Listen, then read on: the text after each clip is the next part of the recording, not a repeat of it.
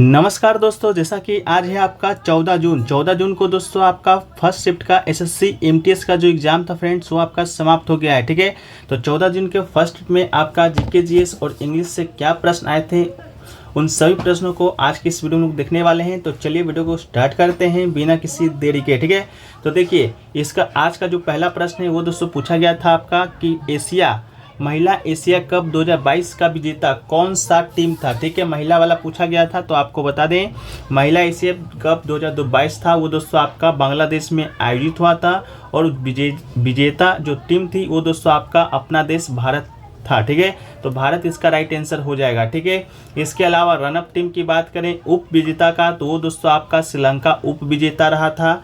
इसके अलावा player of the series की हम लोग जब बात करेंगे तो प्लेयर ऑफ द सीरीज़ दोस्तों आपका भारत की दीप्ति शर्मा को ही मिला था। इसके अलावा सबसे ज़्यादा रन किसने बनाया था तो सबसे ज़्यादा जो रन है भारत की ही जेमिमा रोड्रिग्स ने बनाया था। ठीक है, 217 रन। इसके अलावा सबसे ज़्यादा विकेट की बात करेंगे कि सबसे ज़्यादा विकेट किसने लिया था तो सबसे ज़्यादा विकेट दीप्ति शर्मा 13 और इनोका रानावीरा, ठीक है, दोनों ने 13 विकेट लिया था। ठीक है, इसके अलावा मेजबान की बात करेंगे, मेजबान कौन सा देश था तो मेजबानी दोस्तों आपका बांग्लादेश ही किया था। ठीक है, इसके अलावा पुरुषों का जो आपका एशिया कप था वो भी दोस्तों 2022 में दोस्तों आपका आयोजित हुआ था जैसा कि आप लोग को मालूम होगा और उसका जो विजेता था वो दोस्तों आपका कौन था, श्रीलंका था। ठीक है, उसका विजेता श्रीलंका था लेकिन महिला वाला का श्रीलंका क्या था, उप विजेता था। ठीक है, इसके अलावा पुरुषों का जो विश्व कप एशिया कप हुआ था उसमें उप विजेता यानी कि रनअप कौन रहा था तो रनअप आपका कौन रहा था, पाकिस्तान रहा था। ठीक है, चलिए नेक्स्ट वीडियो में आगे बढ़ते हैं फ्रेंड्स। उससे पहले आप लोग को बता दें कि एसएससी एमटीएस का जो दोस्तों आपका फर्स्ट फेज में एग्जाम हुआ था 2 से 19 मई तक का। ठीक है, तकरीबन 39 शिफ्टों में और कल के शिफ्ट को मिला दे तो 42 शिफ्ट। ठीक है, कल को शिफ्ट को मिला दे तो टोटल 242 शिफ्ट में आपका एग्जाम है जो कि कंडक्ट हुआ है। तो 42 शिफ्टों में पूछे गए 1000 प्रश्नों का उत्तर के साथ विथ आपके जो संभावित एक्स्ट्रा फैक्ट्स जो कि एग्जाम में आने वाले रहते हैं उनका एक कंबाइंड पीडीएफ को तैयार किया गया है जिसका जो शुल्क है मात्र 20 रुपये रखा गया है जो कि आपका बहुत ही न्यूनतम शुल्क है। ठीक है, इसे अगर आप प्राप्त करना चाहते हैं तो व्हाट्सएप नंबर पर संपर्क कीजिएगा। व्हाट्सएप नंबर आपको सामने दिख रहा होगा, डिस्क्रिप्शन में व्हाट्सएप का लिंक भी होगा। ठीक है, ये पीडीएफ दोस्तों आपके आगामी एसएससी एग्जाम के लिए इंपॉर्टेंट तो है ही, साथ में साथ सेकेंड फेज का जो आपका एसएससी एमटीएस का एग्जाम चल रहा है उसके लिए तो अति महत्वपूर्ण है। ठीक है, तो चलिए अब वीडियो में आगे बढ़ते हैं। तो हमारा जो नेक्स्ट प्रश्न है फ्रेंड्स वह है कि 2011 का जो जनगणना हुआ था उसके अनुसार सबसे कम लिंगानुपात किस राज्य का था, ये दोस्तों आपसे पूछा गया था। तो आपको बता दें कि 2011 का जो जनगणना हुआ था वो सबसे कम लिंगानुपात दोस्तों आपका हरियाणा राज्य का था। ठीक है, तो ये दोस्तों आपका हरियाणा राइट आंसर हो जाएगा। बात कर लेते हैं लिंगानुपात का। लिंगानुपात कैसे कहते किसको है या इसकी परिभाषा क्या है तो लिंगानुपात दोस्तों प्रति 1000 पुरुष पर महिलाओं की संख्या कितनी होती है उसी को आपका लिंगानुपात कहा जाता है। ठीक है, इसके अलावा भारत की बात करें ओवरऑल भारत की लिंगानुपात कितना है तो 2011 की जनगणना के अनुसार तो भारत का लिंगानुपात है 1000 पुरुष पर 943 महिलाएं। ठीक है, इसके अलावा हरियाणा का लिंगानुपात सबसे कम है तो कितना है तो 1000 पुरुष पर 870 महिलाएं हैं। ठीक है, इसके अलावा सबसे ज़्यादा लिंगानुपात किस राज्य का है तो ये दोस्तों आपका केरल का है जो कि भारत का उच्चतम लिंगानुपात है। यहाँ पर 1000 पुरुष पर आपका 1084 महिला हैं। ठीक है, 1084 महिला हैं। केरल लिंगानुपात में तो सबसे ज़्यादा है ही, साथ में साथ साक्षरता दर के मामले में भी केरल है जो कि आपका सबसे टॉप पर है। ठीक है, चलिए अगला है आपका राधा स्वामी सत्संग की स्थापना है जो कि किसने किया था। ठीक है, तो राधा स्वामी सत्संग की स्थापना है जो कि दोस्तों शिव दयाल साहब जी के द्वारा किया गया था। तो आपका राइट आंसर शिव दयाल साहब हो जाएगा। ठीक है, राधा स्वामी सत्संग भारत का गुहा धार्मिक मत है। इस मत के जो अनुयायी होते हैं हिंदू और सिख दोनों होते हैं और इस मत या संप्रदाय की जो स्थापना है 1861 में शिव दयाल साहब ने किया था जो कि आगरा के हिंदू महाजन थे। ठीक है, उनका विश्वास था कि मानव अपनी जो उच्चतम क्षमताओं को सिर्फ ईश्वर के शब्द या नाम के जप के द्वारा ही पूर्णता प्रदान कर सकता है। ठीक है, नेक्स्ट क्वेश्चन की ओर बढ़ें तो नेक्स्ट क्वेश्चन था आपका शांति निकेतन की स्थापना कब किया गया था, ये क्वेश्चन आपसे पूछा गया था। तो पहली बात किसने किया था, तो मशहूर कवि विचारक रविन्द्रनाथ टैगोर जी के द्वारा शांति निकेतन की नींव रखी गई थी। रविन्द्रनाथ टैगोर को द वर्ड ऑफ बंगाल भी कहा जाता है, इस बात को भी याद रखिएगा। इसके अलावा रविन्द्रनाथ टैगोर ने आपके हमारे जो देश है भारत का जन गण मन तो लिखा ही है, साथ में साथ आपका बांग्लादेश का जो आपका राष्ट्रीय गान है सोनार बांग्ला या माई गोल्डन बांग्ला, ये भी आपका रविन्द्रनाथ टैगोर जी के द्वारा ही लिखा गया है। और आपका इस शांति निकेतन की जो स्थापना है 22 दिसंबर 1901 को रविन्द्रनाथ टैगोर जी ने किया था अपने 5 छात्रों के साथ। ठीक है, चलिए नेक्स्ट क्वेश्चन है आपका चंद्रमा को पृथ्वी का एक चक्कर पूरा करने में कितने दिन का समय लगता है, तो ऑप्शन में आपका 27 दिन दिया गया होगा, जो कि दोस्तों आपका बिल्कुल राइट आंसर हो जाएगा। ठीक है, कहीं कहीं 27 दिन 6 घंटे दिया रहता है, कहीं कहीं 27 दिन 8 घंटे दिया रहता है। तो आपके ऑप्शन में क्या दिया गया था, मेरे ख्याल से आपका शायद ऑप्शन में आपका दिया गया था 27 दिन ही। ठीक है, इसके अलावा चंद्रमा आकाश में सबसे बड़ा और सबसे चमकीला पिंड है, यह पृथ्वी का एकमात्र प्राकृतिक उपग्रह है। यह सौरमंडल का 5वां सबसे बड़ा प्राकृतिक उपग्रह है। ठीक है, यहाँ देखिए चंद्रमा को पृथ्वी की परिक्रमा पूरी करने में 27 दिन 8 घंटे 6 घंटे यही लगता है। और चंद्रमा के बारे में बताएं तो चंद्रमा का अपना कोई भी प्रकाश है जो कि दोस्तों आपका नहीं होता है। ठीक है, वो आपका किसके प्रकाश से चमकता है तो बताइएगा आप लोग कमेंट सेक्शन में। ठीक है, और ये पृथ्वी से लगभग कितना दूर 38,400 किलोमीटर दोस्तों आपका क्या है तो दूरी पर स्थित है। ठीक है, चलिए नेक्स्ट क्वेश्चन पूछा गया था आपका मौसमी बेरोजगारी है जो कि किसे कहते हैं, तो मौसमी जो बेरोजगारी है बेरोजगारी का एक प्रकार है जिसमें लोग वर्ष के कुछ महीनों के दौरान नौकरियां ढूंढने में सक्षम नहीं हो पाते हैं। ठीक है, उसी को आपका मौसमी बेरोजगारी कहा जाता है। जैसा कि उदाहरण के लिए वाटर पार्क या मनोरंजन पार्क में सर्दियों के मौसम में उच्च बेरोजगारी की स्थिति हो जाती है, क्योंकि सर्दियों में इन स्थानों पे लोग कम हो जाते हैं। वाटर पार्क में सर्दियों में लोग जाएंगे क्यों, तो उस प्रकार जो उस समय जो होता है आपका रोजगार नहीं मिल पाता है, तो उस प्रकार की बेरोजगारी को मौसमी बेरोजगारी कहा जाता है। ठीक है, नेक्स्ट क्वेश्चन है आपका अनुच्छेद 51 किससे संबंधित है, तो भारतीय संविधान का जो अनुच्छेद 51 है भारत के नागरिकों द्वारा पालन किए जाने वाले मौलिक कर्तव्यों से संबंधित है। तो आपका राइट आंसर मौलिक कर्तव्य हो जाएगा। यहाँ पर आप देख रहे होंगे 51A। ठीक है, 51A कहने का मतलब है कि 51 में दोस्तों ये आपका जोड़ा गया है। ठीक है,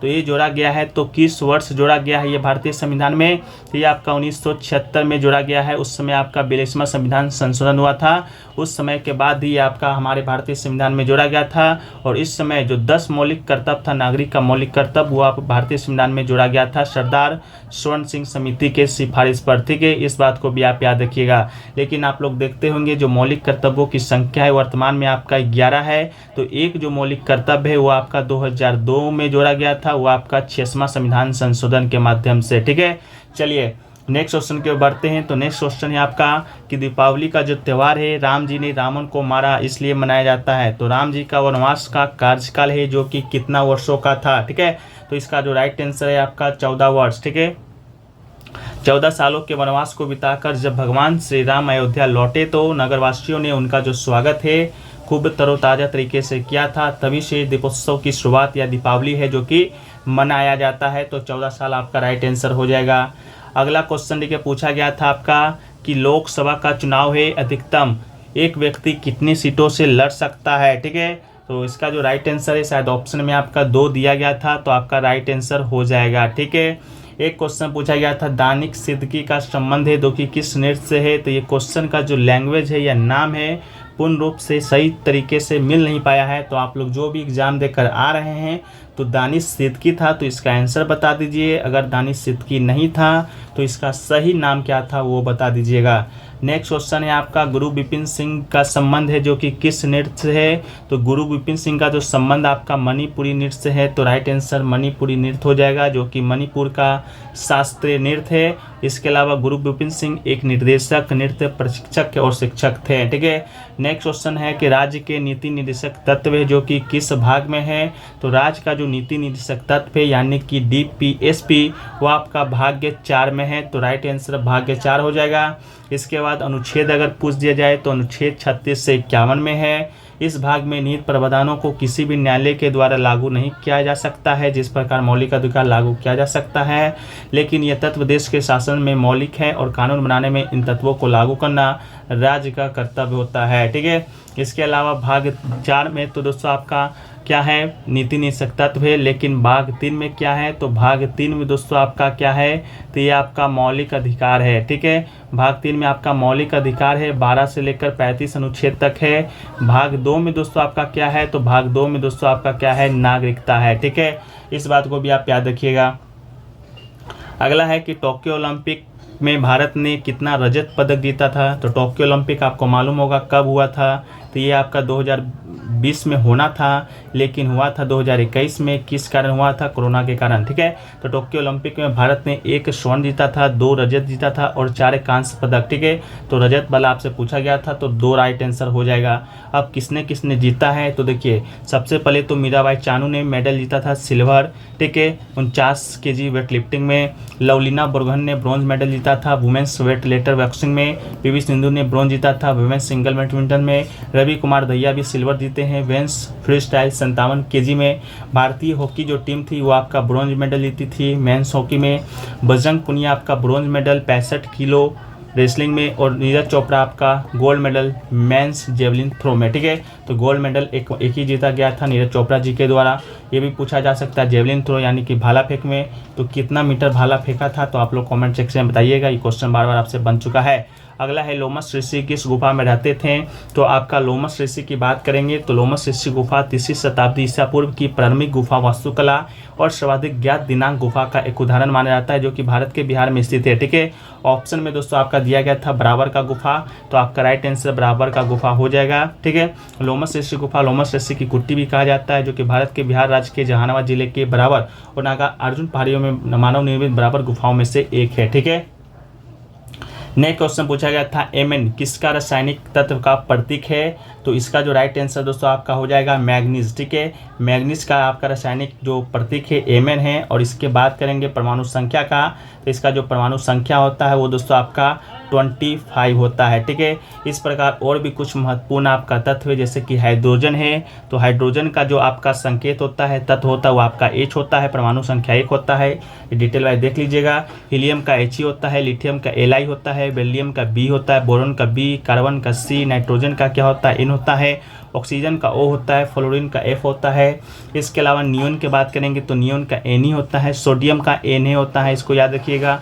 मैग्नीशियम का Mg होता है, एल्युमिनियम का Al होता है, सिलिकॉन का Si होता है, फास्फोरस की बात करेंगे तो P होता है, सल्फर का आपका S होता है, क्लोरीन का Cl होता है, आर्गन का Ar, पोटेशियम का आपका K होता है, ऑप्शन में P भी दिया रहेगा तो K मारना है, कैल्शियम का Ca होता है। ठीक है, इसके अलावा लोहा का Fe, तांबा का Cu, जस्ता का Zn, ब्रोमीन का Br, चांदी का Ag और टीन का Sn, सोना का Au दोस्तों आपका होता है। ठीक है, तो एक बार आप नज़र देख लीजिएगा, PDF में आपको मिल जाएगा। अगला है विश्व भारती की स्थापना किसने किया था, तो विश्व भारती सोसाइटी की स्थापना रविन्द्रनाथ टैगोर जी के द्वारा ही किया गया था, जो कि पश्चिम बंगाल भारत में स्थित है। अगला है कि चूना पत्थर कौन से चट्टान का उदाहरण होता है, चूना पत्थर का है या लाइमस्टोन का है, ये एक आपका अवसादी चट्टान है, तो अवसादी चट्टान राइट आंसर हो जाएगा, जो कि मुख्य रूप से कैल्शियम कार्बोनेट यानी कि CaCO3 के विभिन्न क्रिस्टलीय रूपों जैसे खनिज कैल्साइट और एर्गोनाइट से मिलकर बना होता है। नेक्स्ट क्वेश्चन है इंदौर घराना के संस्थापक कौन थे, तो इंदौर घराना भारतीय शास्त्रीय संगीत के मुख्य घरानों में से एक है, जिसकी स्थापना किसने किया था, आमिर खान ने किया था। ठीक है, ये आपका बॉलीवुड एक्ट्रेस आमिर खान नहीं, आमिर खान आपके अलग हैं। ठीक है, इंदौर घराने के प्रदर्शन को विलंबित रहे द्वारा अब्दुल वाहिद खान की शैली में नोट किया गया है और तान रजब अली खान की याद की ताज़ा करता है, तो आपका राइट आंसर हो जाएगा। अगला क्वेश्चन पूछा गया था अहोम साम्राज्य का संस्थापक कौन था, संस्थापक आपसे नहीं पूछा गया था, आपसे पूछा गया था अहोम साम्राज्य है, जो कि दोस्तों आपका कहाँ पर मतलब किस ओर पड़ता है, कहाँ पर पड़ता है, इस प्रकार का कोई क्वेश्चन पूछा गया था। कहाँ पाया जाता है, तो ब्रह्मपुत्र घाटी ऑप्शन में आपका दिया गया था, जो कि दोस्तों आपका बिल्कुल राइट आंसर हो जाएगा। ठीक है, अहोम साम्राज्य की बात करें अहोम किंगडम की, तो ब्रह्मपुत्र घाटी में मध्यकालीन असमिया समाज था, जो कि चाओलुंग मोंग माओ। ठीक है, वर्तमान में यूनान चीन के एक शासन राजकुमार सुक्का खफा ने पटकाई पहाड़ों को पार करने के बाद 1228 में अहोम राजवंश की स्थापना किया था, तो ब्रह्मपुत्र घाटी इस सवाल का आपका राइट आंसर था। ठीक है, इसके अलावा दोस्तों इंग्लिश का क्वेश्चन डिस्कस करने से पहले एक क्वेश्चन आपका आया था अनुच्छेद 338 के बारे में, ठीक है। अनुच्छेद 338 के बारे में आया था। तो अनुच्छेद 338 भारतीय संविधान का अनुसूचित जातियों और अनुसूचित जनजातियों के लिए विशेष अधिकारों की नियुक्ति की व्यवस्था करता है, ठीक है। तो ऑप्शन में देख लीजिएगा क्या दिया गया था, उसके अनुसार अपना राइट आंसर दोस्तों कर लीजिएगा, ठीक है। इसके अलावा इंग्लिश का कुछ प्रश्न देखिए तो कंट्रीब्यूट का स्पेलिंग एरर आया था, जो कि कंट्रीब्यूट का जो स्पेलिंग एरर है ये आपका बिल्कुल सही है। इसमें से आई बी कोई एक आपका मिसस्पेल्ड था। इसके अलावा गोल्डन का सिनोनिम्स भी आपको देखने को मिला था। तो एरिवेट, गिल्डेड, गिल्ट, गोल्ड, क्रोमेटिक ये आपका गोल्डन का सिनोनिम्स है। फ्रैंक का भी सिनोनिम्स देखने को मिला था। तो फ्रैंक का सिनोनिम्स आपका ऑनेस्ट, कैंडिड। इसके अलावा forthright, straightforward, forthcoming, direct, vocal, ये दोस्तों आपका किसका है, फ्रैंक का सिनोनिम्स है। इसके अलावा वन वर्ड आपका आया था हेटर ऑफ वुमेन्स को क्या कहा जाता है, तो misogynous and misogynist can be both the used adjectival form of the word. The non misogynist can use be women hating person, ठीक है। इसके अलावा एक आपका इवेंट का एंटोनिम्स आया था, स्पेलिंग शायद क्लियर नहीं मिल पाया अभी तक। इसके अलावा आपका आया था निक ऑफ टाइम का इडियम भी देखने को मिला था, निक ऑफ टाइम का। तो आप लोग कमेंट सेक्शन में डिस्कस कर लीजिएगा इसका क्या राइट आंसर आपका हो सकता है, ठीक है।